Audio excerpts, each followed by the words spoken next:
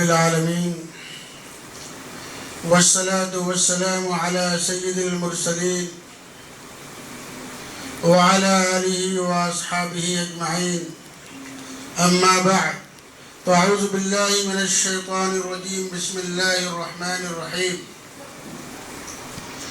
قل إن كنتم تحبون الله فاتبعوني يحببكم الله ويغفر لكم ذنوبكم والله غفور رحيم. عزیز طلباء و طالبات اور اساتذہ کرام اور معلمات صاحبہ،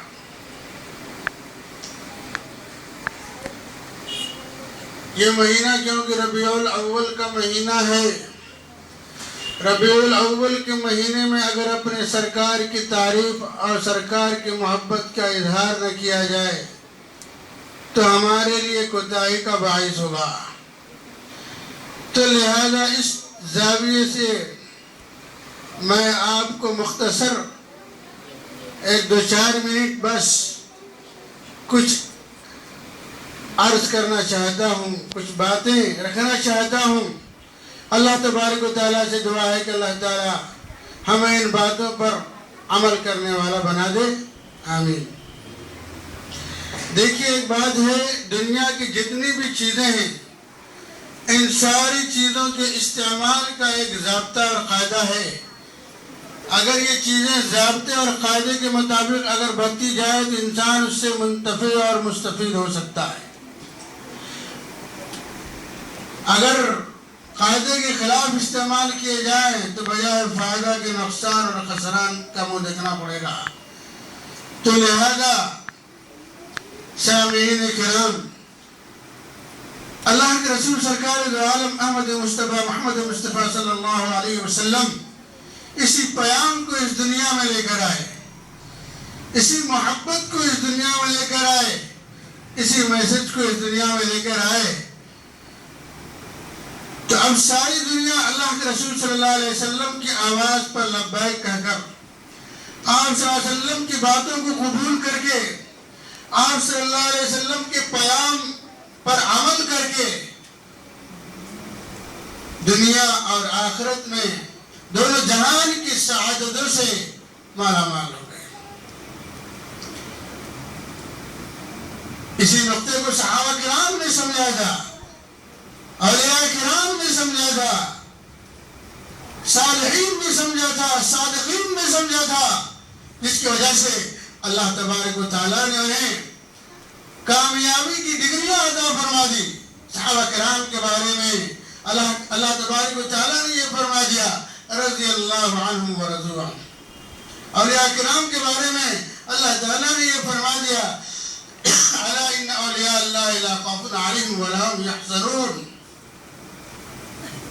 تو لہذا عزیز طلباء و طالبات، اس نقطہ کو سمجھنے کی ضرورت ہے، اس نقطہ کو دل میں بسانے کی ضرورت ہے، اور اس نقطہ کو جو لوگ سن رہے ہیں سبھی کو دماغ میں، قوت دراکہ میں یہ بات کو بٹھانے کی ضرورت ہے کہ اگر ہماری محبت اللہ کے رسول صلی اللہ علیہ وسلم سے نہ ہو، صحابہ سے نہ ہو، اولیاء سے نہ ہو تو ہمارا ایمان بھی کامل نہیں ہے، ہماری محبت ناقص سمجھی جائے گی. اللہ کے رسول صلی اللہ علیہ وسلم نے فرمایا، جس کے دل میں، دماغ میں، جسم میں میری محبت تمام دنیا کے مقابلے میں، جان کے مقابلے میں، رشتہ داری کے مقابلے میں، بیٹے کے مقابلے میں، بیوی کے مقابلے میں، تمام دنیا کے ساری چیزوں کے مقابلے میں اگر میری محبت اس کے دل میں نہ ہو تو کامل ایمان نہیں ہو سکتا. تو لہذا عزیز طلباء و طالبات، لہذا آپ اپنے دلوں میں اللہ کے رسول کی محبت کو بسا لیجئے، اللہ تعالیٰ کے رسول صلی اللہ علیہ وسلم کی الفت کو بسا لیجئے، اور آپ صلی اللہ علیہ وسلم کے اقوال پر، اعمال پر اور ہر چیز پر آپ اس پر عمل کرنے والے بن جائیے، عامل بن جائیے. یہی ہمارا پیام ہے، یہی ہمارا پیغام ہے. اللہ تعالیٰ سے دعا ہے کہ اللہ تعالیٰ ہم سبھی کو اللہ کے رسول صلی اللہ علیہ وسلم سے محبت کرنے والا بنا دے، سیرت پر چلنے والا بنا دے، عمل کرنے والا بنا دے. وآخر دعوانا ان الحمد للہ رب العالمین. الحمد للہ وحدہ والصلاة والسلام علی من لا نبی بعدہ. جناب صدر جلسہ، محترم اساتذہ و معلمات، عزیز طلبہ و طالبات، السلام علیکم ورحمۃ اللہ وبرکاتہ. آج کی اس بزم انجمن میں آپ حضرات کے سامنے میں کلمہ لا الہ الا اللہ محمد رسول اللہ صلی اللہ علیہ وسلم سے متعلق کچھ عرض کرنا چاہوں گا. حضرات، جب بندہ کلمہ طیبہ پڑھ لیتا ہے تو وہ اپنے رب سے اقرار کرتا ہے کہ میں تیرا غلام اور تیرا بندہ ہوں. اب سے میں تیرے حکموں پر اپنی زندگی گزاروں گا، تیری ذرہ برابر بھی نافرمانی نہ کروں گا. کلمہ طیبہ سے متعلق ہمیں چند باتوں کا خیال رکھنا ضروری ہے. اول یہ کہ اس کے الفاظ صحیح یاد ہو، اس کے معنی کا مطلب، اس کے معنی ہمیں معلوم ہو، اور اس کے تقاضوں پر عمل کرنے کا طریقہ ہمیں آتا ہو. لا الہ الا اللہ سے کیا مراد ہے؟ مراد یہ ہے کہ بندگی صرف اللہ ہی کی کریں گے، اللہ کے بتائے ہوئے طریقوں پر چلیں گے. جتنی عبادات ہیں، مثلا نماز، روزہ، صدقہ وغیرہ میں کسی کو شریک نہ کریں گے، اور حاجت روا، مشکل کشا، نگہبان، مددگار، نفع نقصان کا پہنچانے والا صرف اللہ کو ہی جانیں گے، اور غیب کا علم رکھنے والا بھی صرف اللہ ہی کو جانیں گے. محمد رسول اللہ صلی اللہ علیہ وسلم سے مطلب کیا ہے؟ مطلب یہ ہے کہ لا الہ الا اللہ کے اقرار کے بعد میں جو بھی کام کروں گا، اپنے رب کی بھی عبادت کروں گا، تو مجھے معلوم نہیں ہوگا کہ کس طرح کی جائے، تو مجھے محمد رسول اللہ صلی اللہ علیہ وسلم کی رہبری کی ضرورت پڑے گی. محمد رسول اللہ صلی اللہ علیہ وسلم کی رہبری سے میں اللہ کی عبادت کروں گا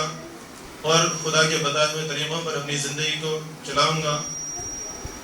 اور جو بھی جن باتوں کی خبریں حضور اکرم صلی اللہ علیہ وسلم نے ہمیں دی ہے ان باتوں پر یقین کروں گا، اور جو بھی غیب کی باتیں ہمیں بتائی ہیں ان پر ایمان لاؤں گا، مثلا فرشتوں پر، قیامت کے دن پر، دوزخ پر، جنت پر، موت کے بعد دوبارہ اٹھائے جانے پر،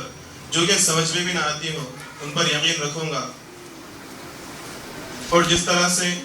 نبی اکرم صلی اللہ علیہ وسلم نے ہمیں زندگی گزارنے کا طریقہ بتایا ہے اور پوری طرح خود اس پر عمل کر کے دکھایا ہے، اسی پر میں یقین رکھوں گا کہ یہی راستہ کامیابی کا ہے، یہی راستہ فلاح و بہبود کا ہے. اور اس کا تقاضا یہ ہے کہ بندہ جب کلمہ پڑھ لے صدق دل سے تو اس کے اوپر بہت سی باتوں کا کرنا اور بہت سی باتوں سے رکنا ضروری ہو جاتا ہے، جیسے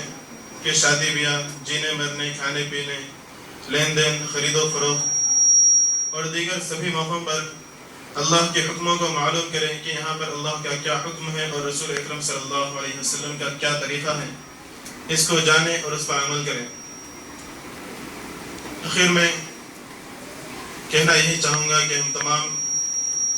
کو کلمے کے معنی و مفاہیم و مطالب پر غور و فکر کرتے ہوئے اپنی زندگی کو سنواریں اور اس کے تقاضے پر عمل کرنا آسان ہو جائے. اللہ تبارک و تعالیٰ سے دعا ہے کہ اللہ تعالیٰ صحیح معنی میں عمل کی توفیق عطا فرمائے. وما علینا الا